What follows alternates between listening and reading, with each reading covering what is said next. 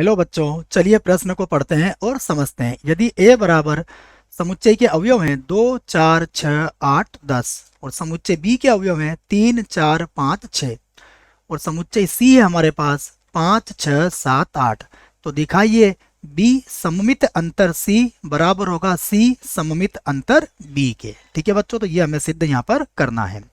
तो हम प्रश्न में सबसे पहले प्रश्न की मुख्य अवधारणा लिख लेते हैं बच्चों, जिसकी सहायता से हम इस प्रश्न को हल करेंगे। ठीक है, तो मुख्य अवधारणा में हम सममित अंतर को समझेंगे कि समुच्चयों का सममित अंतर क्या होता है। ठीक है बच्चों, तो देखो, यदि हमें दिया हुआ है x सममित अंतर y, तो इसका मतलब होता है बच्चों x माइनस वाई यूनियन, फिर हो जाएगा ये y माइनस एक्स। ये मतलब होता है सममित अंतर का। ठीक है ना, इस चिन्ह का नाम क्या है बच्चों?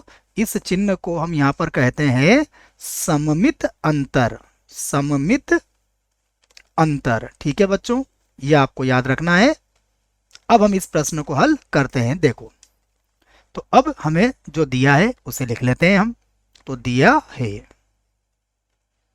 है हमें बच्चों, हमें समुच्चय ए का मान दिया है। देखो, समुच्चय ए हमारे पास है 2, 4, 6, 8, 10।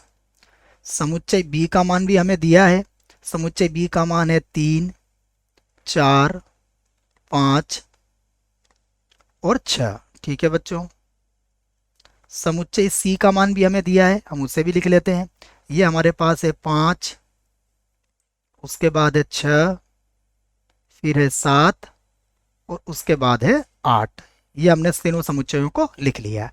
अब हमें जो सिद्ध करना है, उसमें हमें सिद्ध करना है कि b सममित अंतर c बराबर होगा c सममित अंतर b के। ठीक है, तो अब हम क्या करते हैं बच्चों, सबसे पहले इसका बायां पक्ष ले लेते हैं। ठीक है, तो अब देखते हैं यहाँ पर हम सबसे पहले, तो b सममित अंतर हम लोग c का मान ज्ञात करेंगे। ठीक है बच्चों, तो देखो b सममित अंतर c का सूत्र क्या बनेगा?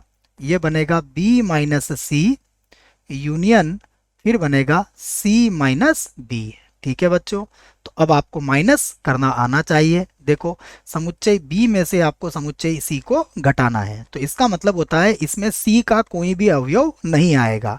तो b माइनस सी में आपको c का कोई भी अवयव नहीं लेना है, मतलब 5, 6, 7, 8 में से कोई भी अवयव नहीं लेना है।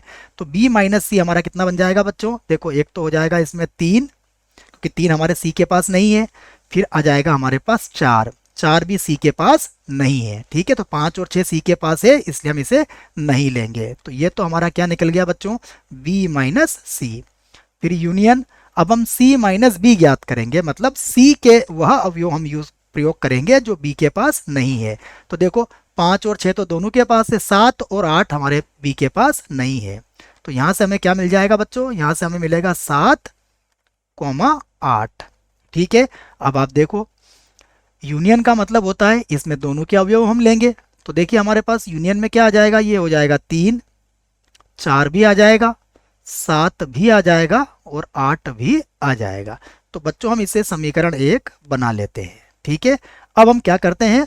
अब हम c सममित अंतर b निकालते हैं। तो अब बच्चों, इसी प्रकार हम क्या करेंगे? c सममित अंतर b का मान ज्ञात करेंगे। तो इसका सूत्र क्या बनेगा? इसका सूत्र बनेगा c माइनस बी यूनियन, फिर बनेगा b माइनस सी। ठीक है बच्चों, तो अब देखो, c माइनस बी का मान क्या है हमारे पास?